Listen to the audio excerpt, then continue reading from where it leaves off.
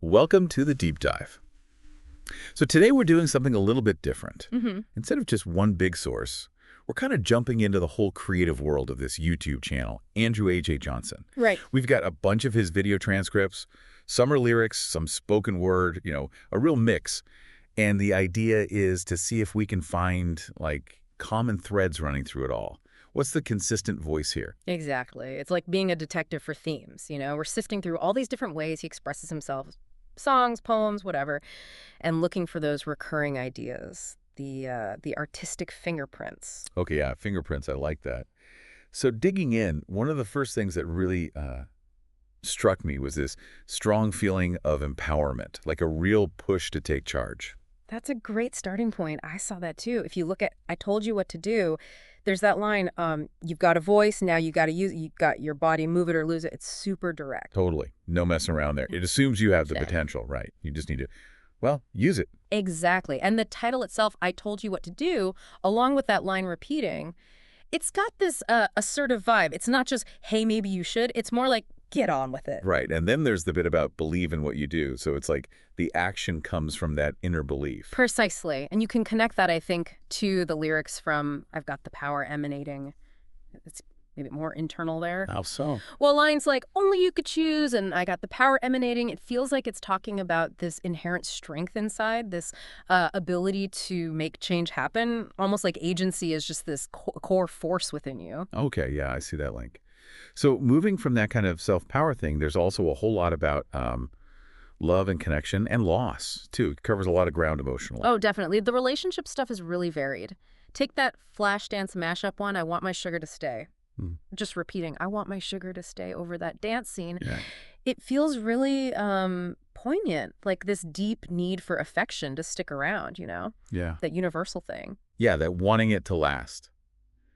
But then you get the complete opposite vibe in It's Over. Right. Where it just keeps saying it's over. It's so final, like door slammed shut. Such a contrast. And then you've got We Still Had Us, which feels, I don't know, more complex. Yeah, like the line, we fell in love even though the sun doesn't shine for us at the same time. It suggests maybe things aren't perfect. Exactly. But then the core message is we still had us. So maybe the connection is strong enough to handle the tough stuff or the mismatched timing, whatever it is. It speaks to resilience, I think. There are those little moments, too, like in the final curtain call, just the line, because you make me feel so... So what? Yeah, it leaves it hanging, but you feel the weight of it, that impact someone can have. Mm-hmm.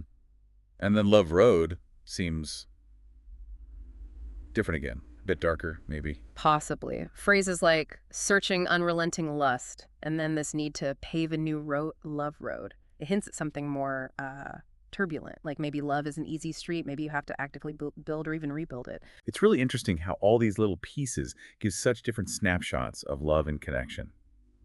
Okay, so another thing that seemed to pop up was navigating, difficulties, uncertainty, and challenges. Yes, definitely. Life isn't smooth sailing, and you get that sense of grappling with things. Like in Get a Grip on Survivorship, that line, oh, I don't know what happened. I mean, you don't know how it feels. Yeah, that really hits home. That feeling of being completely lost or like nobody understands. It's quite raw. It is. And this idea of finding a way forward, even when things are confusing, seems to come back in Love Road, too, right? With the whole new road idea. Right, that need to create a path. And there's another line somewhere. Oh, yeah, deafening enclosed in silence. I've got to weave on through. That image is powerful. Weave on through, yeah. It suggests carefully navigating around obstacles, adapting even when it's tough or unclear. Resilience again, maybe? Seems like it. Okay, so this next theme, this one's a bit weirder. The subjectivity of, reality, memory. It's in the Mandela effect. Yeah. Ah, yes, that one. This was fascinating. All those examples he lists. Let me see. Oscar wasn't mayor. Right, or J.C. Penney Oh. J.C. had Penny. Yeah, has. yeah. And Monica, beautiful day in this neighborhood versus the neighborhood, fruities and fruit. There's a whole list of these things people seem to remember differently, these shared cultural bits. Exactly. It taps into that weird feeling when something seems to be wrong according to, well, everyone else for the record. It kind of shakes your certainty. Totally. And how it ends with affecting me, and that's what I remember. It really lands on the personal aspect. Yeah. My memory feels real to me, even if it's different. It makes you think, doesn't it, about how reliable memory actually is and how we kind of build our own reality based on what we recall. Definitely gets you thinking. So just to wrap up the different bits, there are a few others that offer like quick contrast. Sure. You've got that workout tape one, move your feet, just pure energy. Do what you got to move your feet. Very Yeah. straightforward. Yeah, just action. Go. Which is pretty different from that Dunning-Kruger effect song snippet, Right, where the whole point is you don't even know because you think you know. which is a pretty sharp little comment on, thinking you've got it all figured out when you don't. A bit of humility, maybe? And then just tossed in there is I got to do a lot of loving with the simple, I love it. Yeah, just a burst of like pure enjoyment adds another little flavor to the mix. So, okay, looking back at all this stuff, these transcripts from Andrew A.J. Johnson, Yeah. we've definitely seen some themes emerge, haven't we? Yeah, I think so. There's that empowerment, that call to action, then all the different angles on love, connection, loss. Right, and dealing with uncertainty, pushing through challenges, and then that whole fascinating thing about memory and perception. What's really kind of cool is seeing these ideas pop up again and again, even in really short, different kinds of videos. It shows how, even quick online content can have these consistent threads, giving you a glimpse into how someone sees the world. Absolutely. And maybe that's the final thought for you listening. How all these little creative bits, maybe things you wouldn't even think twice about, can actually add up. Mm. When you put them together, they can paint a really interesting picture of someone's perspective, or even just the human experience generally.